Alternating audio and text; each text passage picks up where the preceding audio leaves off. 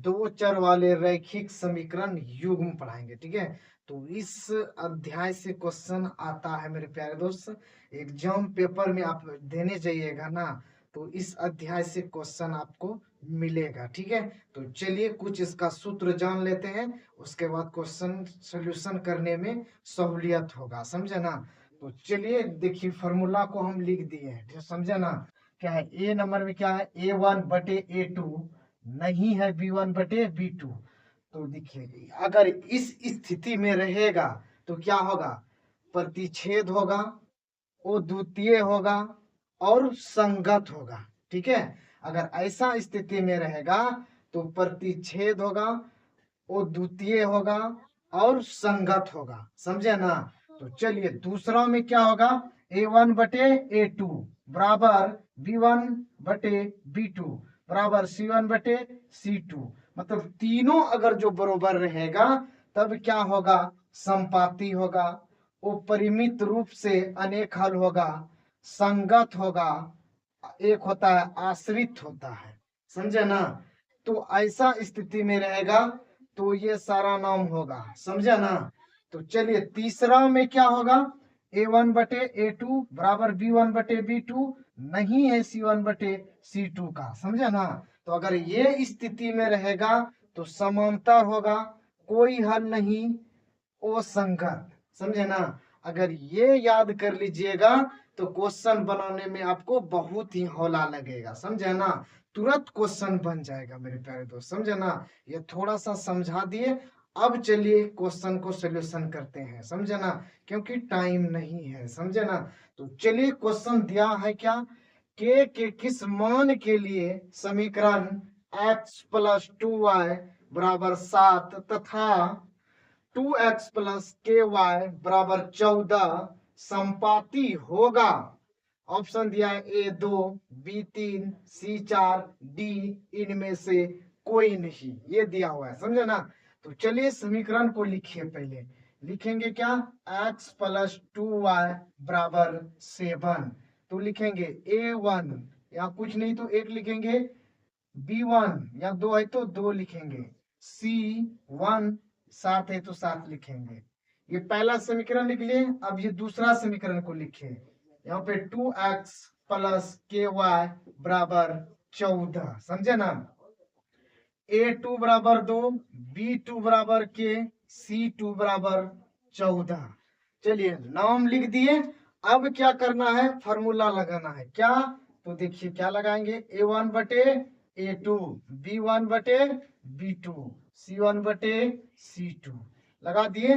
अब क्या करेंगे, A1 के जगह में 1 है तो 1 लगाएंगे, A2 जगह में 2 है तो यहाँ पर 2 बैठा देंगे, बराबर B1 का मान कितना है, 2 बैठाएंगे, B2 का मान के बैठाएंगे, बराबर। अब क्या है, C1 7 है, C2 14 है, समझे ना। तो क्या बोल रहा है, संपाती होगा।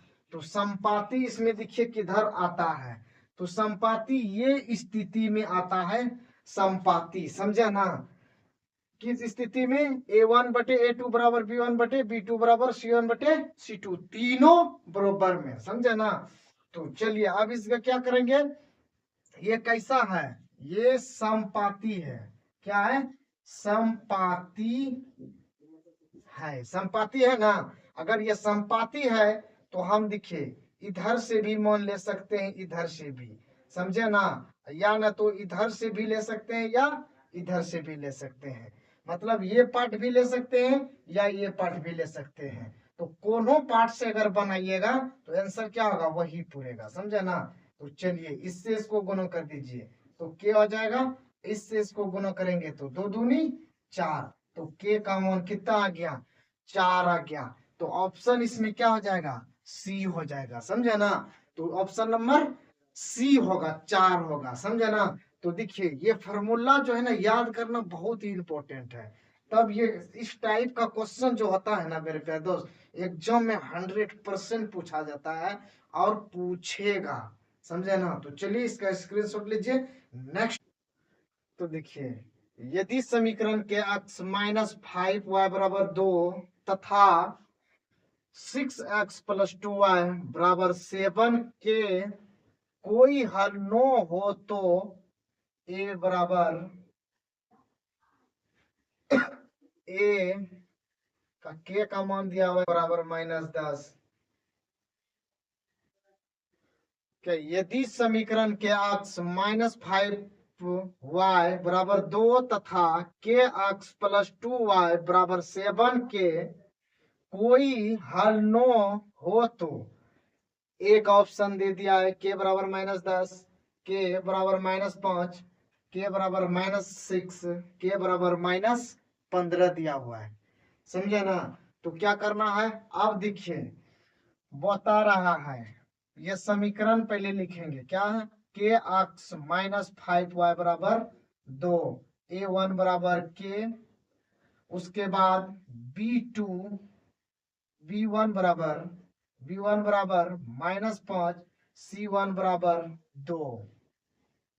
उसके बाद लिखेंगे 6x + 2y बराबर 7। तो हो जाएगा a2 बराबर 6, b2 बराबर 2 और c2 बराबर 7 हो जाएगा। यहाँ लिखेंगे a1 बटे a2 बराबर b1 बटे b2 बराबर c1 बटे c2। समझे ना? तो चलिए a1 कितना है के, उसके बाद a2 6 बैठा देंगे, b1 का मान कितना है -5 और b2 का मान हो जाएगा 2 हो जाएगा बराबर, उसके बाद c1 का मान कितना है 2, c2 का मान 7 हो जाएगा। समझे ना? तो बोल रहा है क्या, हल नो हो तो क्या है, हल अगर नो हो तो, अगर इसका कंडीशन आप देखिएगा तो ऐसे होगा a1 बटे a2, b1 बटे b2, नहीं है c1 बटे c2 का। समझे ना? तो ये क्या आ गया, कोई हल नहीं। ये क्या दर्शा रहा है, ये दर्शा रहा है कोई हल नहीं। ये क्या दर्शा रहा है, कोई हल नहीं हो। क्या बोला, कोई हल नहीं हो। अगर ऐसा आएगा तो इसको छोड़ देंगे, ये दोनों का क्या करेंगे, क्रिया करेंगे। समझे ना? तो ये दोनों का अगर जो हम क्रिया करेंगे तो कैसे होगा जानते हैं? तो देखिए सबसे पहले लिखेंगे के बटे 6 बराबर -5 बटे 2, और अब क्या करेंगे, इससे इसको गुना कर दीजिएगा। तो 2 के बराबर इससे इसको गुना करेंगे, -6 पंचे 30 हो गया, 2 से कटा देंगे, 15 बार में कटेगा, उसके बराबर के बराबर हो जाएगा -15 हो जाएगा। तो इसका ऑप्शन कहाँ पे मिल रहा है, डी नंबर क्या होगा, -15 होगा। समझा ना? तो इसका आंसर क्या होगा, -15 होगा। अगर कोई भी दिक्कत हो तो कमेंट करिएगा। समझे ना? लाइक करिए, फॉलो करिए, शेयर करिएगा। समझे ना? तो चलिए नेक्स्ट क्वेश्चन है क्या, समीकरण 3x - y बराबर 5 तथा 6x - 2y बराबर के कोई हल न हो तो, ऑप्शन भी आपको क्या है दे चुका है। समझा ना? तो ये बोल रहा है क्या, कोई हल नहीं हो। तो पहले समीकरण को लिखेंगे, 3x - y बराबर 5। तो a1 का मान 3, b1 का मान यहाँ कुछ नहीं है तो 1 है, -1, c1 का मान 5 लिख देंगे। समझा ना? अब क्या करना है, दूसरा समीकरण को लीजिए, 6x - 2y बराबर के, a2 बराबर 6, b2 बराबर -2 और c2 बराबर के दिया हुआ है।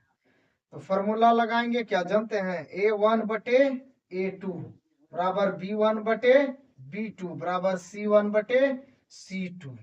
समझे ना? तो अब क्या करना है, अब देखिए ये चीज जो है ना, a1 का मान इस जगह बैठाएंगे 3, a2 का मान 6, तो 6 बैठाएंगे बराबर, b1 का मान किधर है, यहाँ पे है, -1 बैठाएंगे, अब b2 के जगह में क्या बैठाएंगे, -2 बैठाएंगे बराबर, c1 5, c2 के, ये माइनस खत्म। अब क्या करेंगे, 3 बटे 6 बराबर 1 बटे 2 बराबर 5 बटे के। समझे ना? तो चलिए अब क्या बोल रहा है, यहाँ आ गया, अब इसको कटा देंगे। तो 3 एकम 3, 3 दूनी 6। तो लिखेंगे 1/2 बराबर 1/2 बराबर 5/k। समझे ना। तो ये रूल कह रहा है क्या जानते हैं, कोई हल नहीं, मतलब A1/A2 बराबर B1/B2 बराबर C1/C2। समझे ना। तो ये दोनों बराबर है, तो ये यहाँ पे कट जाएगा। समझे ना।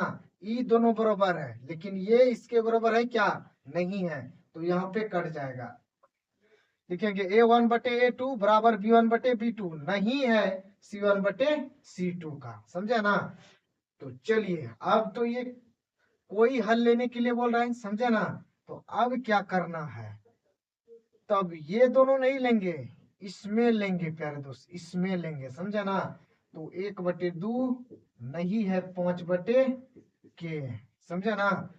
तो चलिए, अब क्या करना है, तो अब कोनो सा आप ले सकते हैं, इससे इसको गुना कर दीजिए तो क्या आ जाएगा, गुना करिएगा तो क्या होगा, के होगा, नहीं है 5 दूनी 10, के किसके बराबर नहीं है, 10 के बराबर नहीं है। समझे ना।